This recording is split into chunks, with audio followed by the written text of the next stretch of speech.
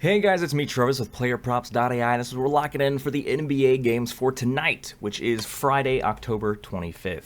Now, a quick recap. Yesterday, we were all about Trey Jones, and guess who wasn't all about Trey Jones? Trey Jones. Uh, we played 2 days ago. Was it 2 days ago or 3 days ago? I think on opening night we played Randall.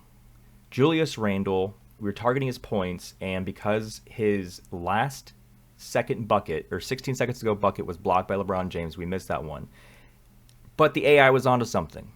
They're like, hey, this guy is going to be better on this team than the lines are projecting, the sportsbooks are projecting.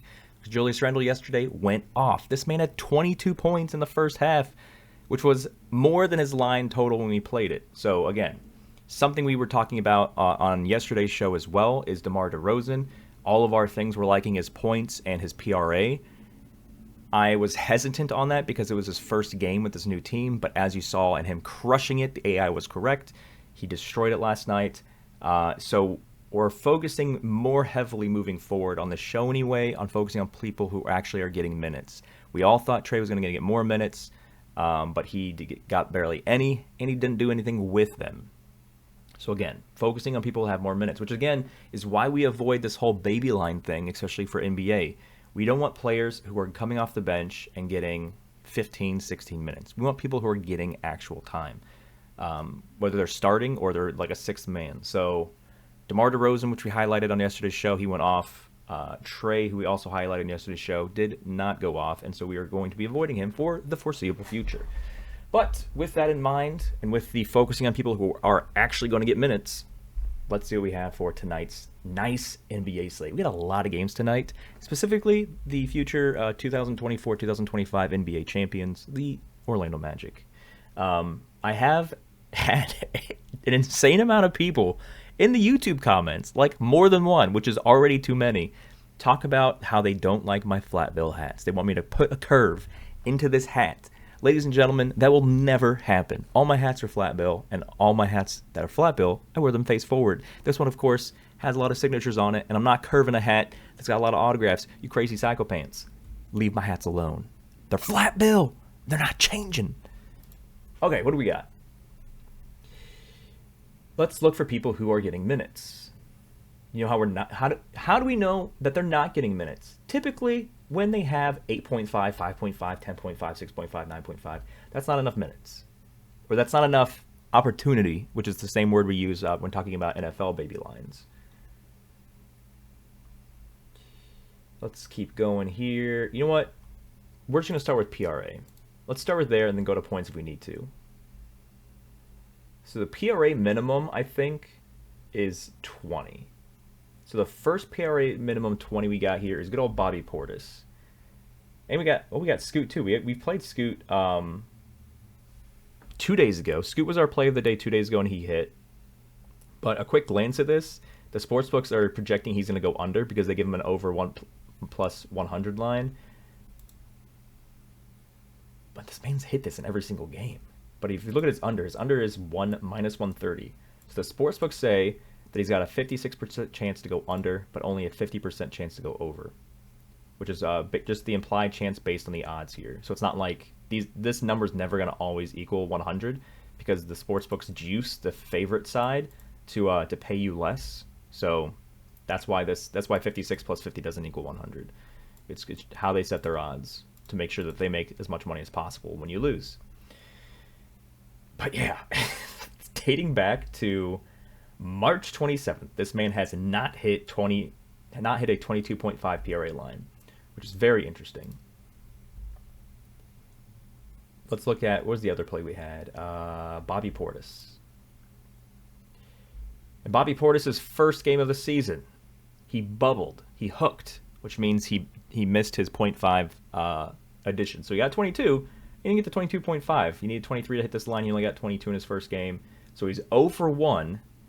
But of course, if you factor in all of the games, including the playoffs, 37 in 4 and a 5, no, 6. So his game against the Pacers was 6 games. And in 5 of the 6 games against the Pacers in the playoffs, he hit this line. And then he just had a dud here in, it looks like game 4 against the Pacers. So he's 0 for 1. But the sportsbooks have him at a higher implied chance to go over than go under. 52.38, 54.55. And so this little toggle here will just, all this does is it changes the under and the implied chance. If you want to see what is on both sides, that's why we have this OU toggle. OU for under, O for over. Easy peasy. Let me see if the, I'm trying to think here. What do we want to do? Do you want to do a Portis or do we want to go Scoot here? So we're trying to think. Try to figure that out. It's going to be one of those two. Oh, we went too far down. Okay. So they both have the same PRA line.